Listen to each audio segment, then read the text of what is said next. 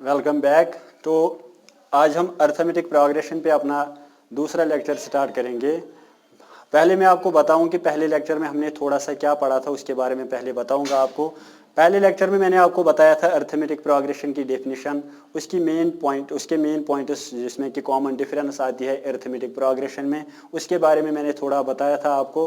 और फिर common difference के बाद टाइप्स ऑफ एपी भी हमने डिस्कस की थी उसमें। फिर मैंने आपको बोला था कि आज हम पहले general form of arithmetic progression पे बात करेंगे।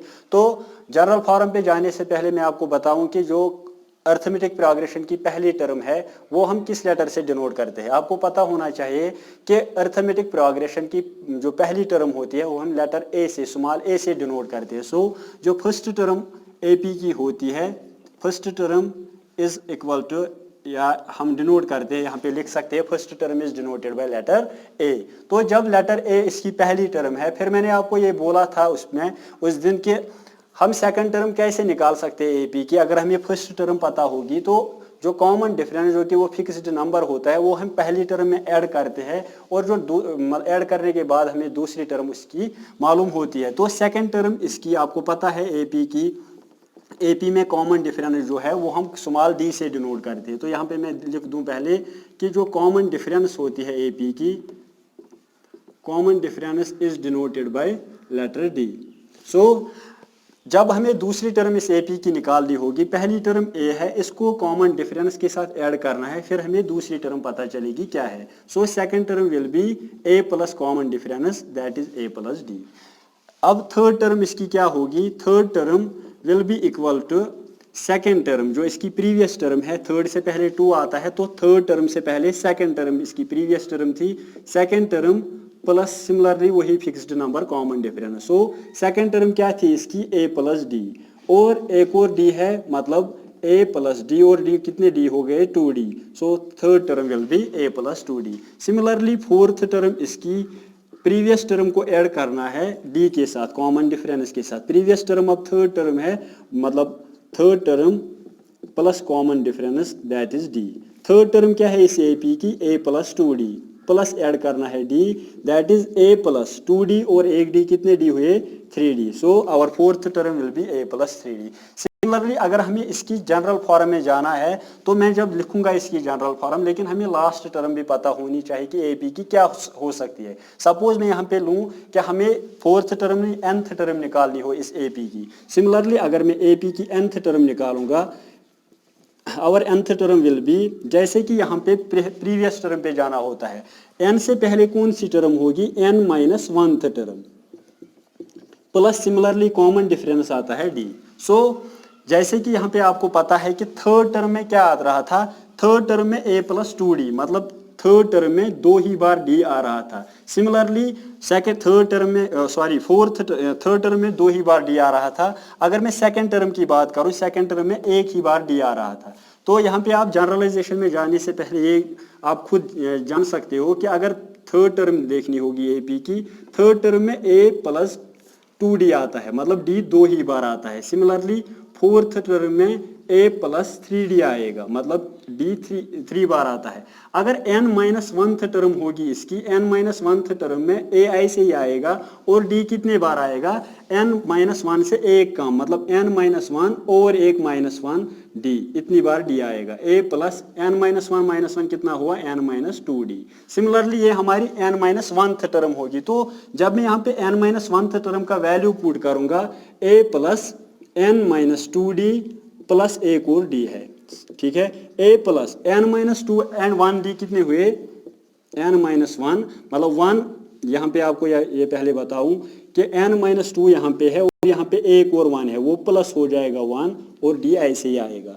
a plus n minus 1 plus minus 2 plus 1, sorry minus plus होता है minus, so 2 minus 1 is 1, so n minus 1 d। सो ये हमारी nth टर्म बनेगी इस एपी की। सो अगर मैं एपी की जनरल फॉर्म अब लिखूंगा, वो क्या बनेगा, पहली टर्म क्या है, a, the general form of AP will be पहली टर्म क्या है इस ए पी की, वो आपने ऊपर देखी, पहली टर्म ए है तो पहली टर्म ए आएगी। इसके बाद दूसरी टर्म क्या है, ए प्लस डी, सो मैं लिखूंगा ए प्लस डी। फिर तीसरी टर्म क्या है, ए प्लस टू डी आएगा, ए प्लस टू डी। फिर फोर्थ टर्म क्या है इसकी, a plus three d, a plus three d. और जनरलाइजेशन में मैं लास्ट टर्म जो nth टर्म मैंने यहाँ पे देखी, a plus n minus one into d. So ये है हमारी जनरलाइजेशन ऑफ अरिथमेटिक प्रोग्रेशन। इसके बाद आपको इस जनरलाइजेशन में आपने देखा होगा यहाँ पे कि अगर हमें nth टर्म देखनी होगी एपी की, वो इसके बराबर होता है। तो मतलब अगर मुझे इस जनरलाइजेशन में कोई भी टर्म किसी एपी की निकालनी होगी, फॉर एग्जांपल मैं कोई एपी लूंगा, उसकी खाली 3 या 4 टर्म्स मुझे पता होंगी, तो अगर मुझे उसकी 100th टर्म निकालनी होगी तो उस टाइम में ये वाली जो लास्ट टर्म इस एपी की है, ये फॉर्मूला यूज कर सकता हूँ। तो पहले हम वो 3 फॉर्मूलाज डिस्कस करेंगे जो हमें एपी के इस यूनिट में काम आएगी, जिनसे हम मतलब जो हमें सिलेबस में है इस 10th के मैथ में, वो हम इस पे डिस्कस कर सकते हैं। वो 3 फार्मूलाज पहले मैं आपको यहाँ पे बताऊं, फिर हम थोड़े से एग्जांपल्स करेंगे इस पे। सो जो जैसे आपने यहाँ पे nth टर्म देखी थी, वो हमारी पहली फार्मूला है। जो फार्मूलाज है आज इस एपी में, पहली फार्मूला है nth टर्म निकालने के लिए। फॉर एग्जांपल अगर हमें कोई एपी दी गई होगी और उसकी हमें कोई भी टर्म निकालनी हो, चाहे 5th term, 7th term, 100th term, 1000th term, जो भी टर्म निकालनी हो वो हम इस फार्मूला से निकाल सकते हैं। nth टर्म कैसे निकाले हम एपी की, nth टर्म बराबर होती है ए एन को, ये हम डिनोट करते हैं ए एन से। सो फार्मूला क्या होगी, a n will be equal to similarly a plus n minus one into d. जो आपने यहाँ पे nth टर्म देखी थी, ए एन मतलब nth टर्म बराबर होती है a plus n minus one into d से। तो हमारी ये पहली फार्मूला है जो आपको याद रखनी है। इसके बाद दूसरी फार्मूला याद रखनी है कि सम ऑफ एन टर्म्स। अगर हमें कोई एपी दी गई होगी और उसकी टर्म्स का सम निकालना होगा, सपोज जो एपी है उसमें नंबर ऑफ टर्म्स एन है, number of terms is an,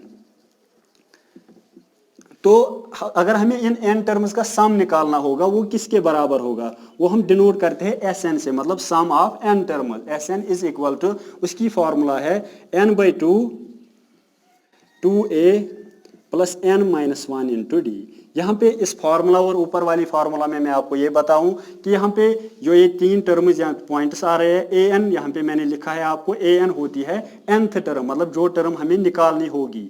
ए होता है फर्स्ट टर्म जो मैंने पहले भी बताया, एन होता है नंबर ऑफ टर्म्स, कितनी टर्म्स है, और डी होता है कॉमन डिफरेंस। सिमिलरली इस फार्मूला में एस एन होता है सम of n terms,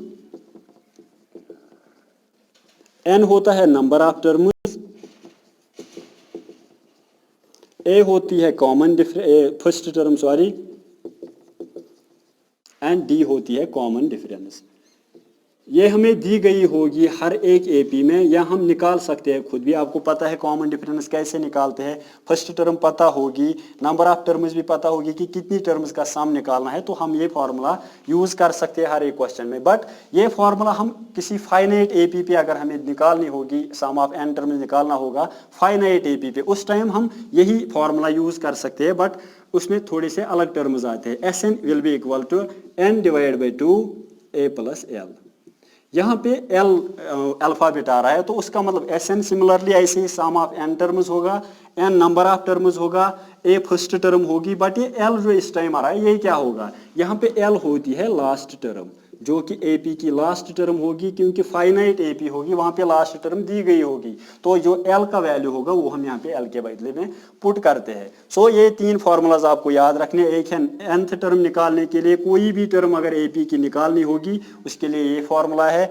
some of n terms निकालने के लिए ये फार्मूला है अगर लास्ट टर्म पता ना होगी, और सम ऑफ एन टर्म्स निकालने के लिए ये एक और फार्मूला है, बट ये तब यूज होती है जब लास्ट टर्म हमें पता